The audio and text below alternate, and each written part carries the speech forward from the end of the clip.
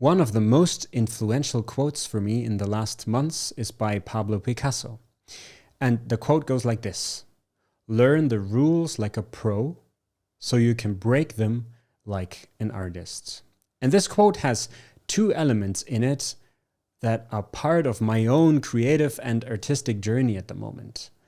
First of all, I'm trying to figure out whether what I'm doing is in a way artistic and how I am an artist and who I will be as an artist. And the other one is, what does it mean to be a pro of any kind in any field? And so this video is more like a reflection on that quote, what it means for somebody who tries to be artistic in a way, and how will I recognize if I am a pro in a certain area, be it video creation, be it storytelling, or just as a businessman. And this is a reflection, so this is more or less just a monologue. So don't expect any fast cuts or B-roll. This video will be me talking. And the first thing that I want to cover in the video is that to understand what it means to be a pro in a certain area, we have to look at human perception. This is something that I have learned in the last years, I think, and which just became really aware to me in the last months when I thought about what it means to be a pro in a certain field. Because we all have the same sensory equipment available. So if you do have eyes and ears and a nose and everything functions well, we do have the same equipment to create data for our brains. So the way that we experience the world is based on that sensory equipment, because our eyes will tell us what we see and our ears will tell us what they register. But the thing is that even though we might be looking at the same image, the same situation, and we might be watching the same movie, we will have a completely different experience. Because the majority of the experience that we have depends on what we already have in our brains. So the experience that we already have, do we have the structure, do we have the vocabulary? And because that sounds very complex, I do have an example that I just experienced this week. Because one of my customers is a furniture supplier, and I don't want to say the name here because I don't know if they're okay with that. But I spent 2 days this week in their store.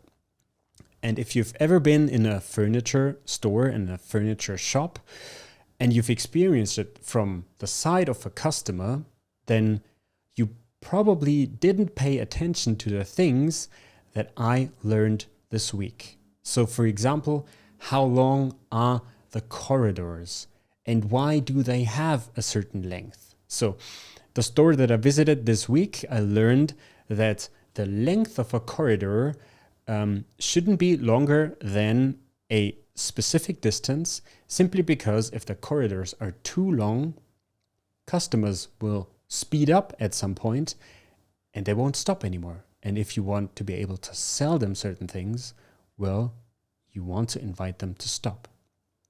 And if you do have these breaks in long corridors, if you have corners, that means you have more space, you have more opportunities to place items for them to sell.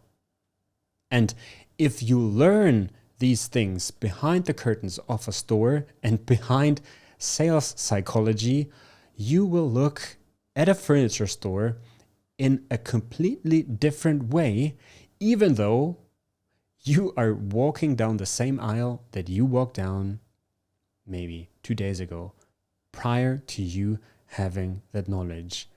And that means you suddenly have a structure in your head, you have a vocabulary, and you have models that you recognize. Even though the sensory information that you get from your sensory equipment stays the same. And the same applies for you if you, for example, as an artist, you want to write a story or you want to build a story into a video. then of course, we all have the same information available about story archetypes, about maybe a 3-act structure. But how you manage to build and bake that into a story really depends on your creativity and on your experience. And if I, being quite a beginner storyteller, build a story, then somebody who's got pro storytelling knowledge will probably look at the story and will be able to identify immediately where my beginning is, where my middle part is, and where my end is. Simply because the means that I have available and the creativity that I can put into it is completely different to somebody who's got pro experience in that. And that is what I believe Picasso meant when he said, learn the rules like a pro. Before I can be an artist in any field and be a pro artist in any field, that means I need to understand how the things work. I need to get that structure, like in the furniture store.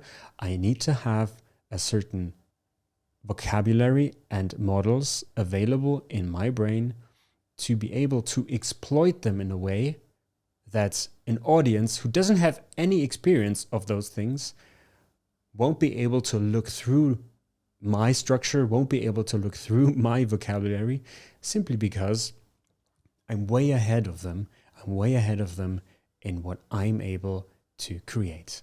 And another quote that I heard this week, which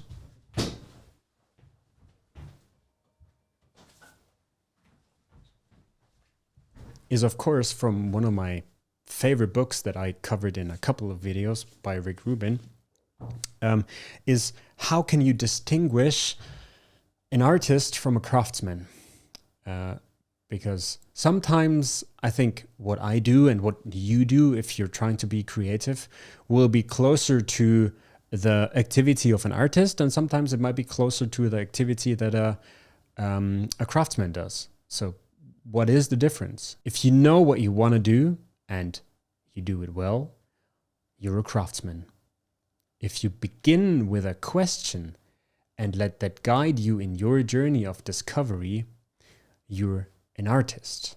And for me, there isn't a clear line between artists and craftsmen, simply because parts of what you do as an artist will be closer to being a craftsman because you know what you want to do, you already did some exploring, and now it's just about the creation process, like in a video, for example.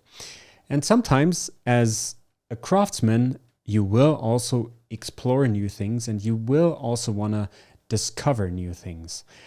But what I want to point out and what I want to underline is what Picasso said with his quote, because you won't be able to create new things or to go new ways if you don't understand how things are connected. If you're not able to base your work on the existing structure in a given field. So you need to learn the rules like a pro to be able to break them like an artist. And since this has been something for me that's very influential, maybe it's influential for your journey too.